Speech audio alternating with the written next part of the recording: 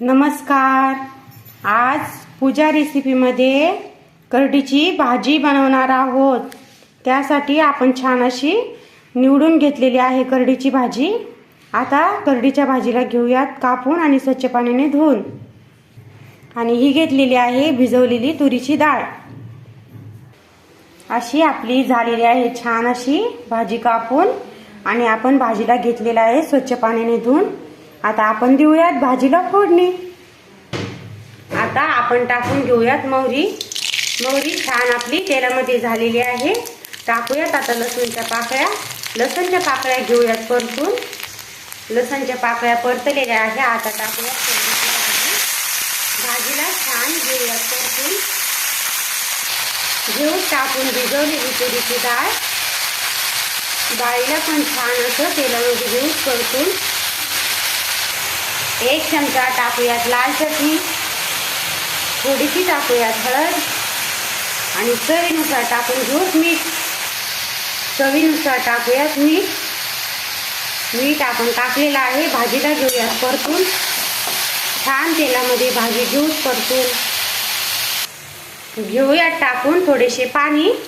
पाणी म्हणजे डाळ आपली तुरीची छान अशी पाणी टाकल्याने मस्त शिजून निघते, म्हणून थोडेसे पाणी टाकून घेतलेले आहे। आता छान अशी मंद आचेवर भाजी होऊ देऊत।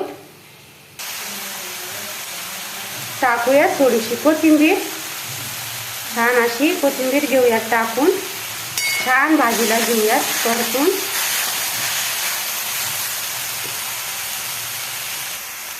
थोडासा घेऊयात टाकून शेंगदाण्याचा कूट। शेंगदाण्याचा कूट भाजीमध्ये घेऊयात छान असा परतून। छान असा आपला शेंगदाण्याचा कूट भाजीमध्ये मस्त परतत आहे। अशी मस्त आपली करडीची भाजी होत आहे तयार। अशी छान झालेली आहे आपली करडीची भाजी तयार। या पद्धतीने करडीची भाजी केल्यास खूप टेस्टी लागते आणि तुरीची डाळ टाकून केल्यास तर एकदमच मस्त लागते। म्हणून या पद्धतीने करडीची भाजी एक वेळ नक्की करून बघा। लाईक करा,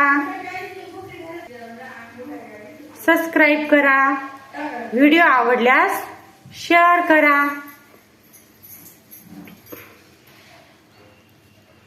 कमेंट करून सांगा आपली करडीची भाजी, सुकी करडीची भाजी कशी झाली ते।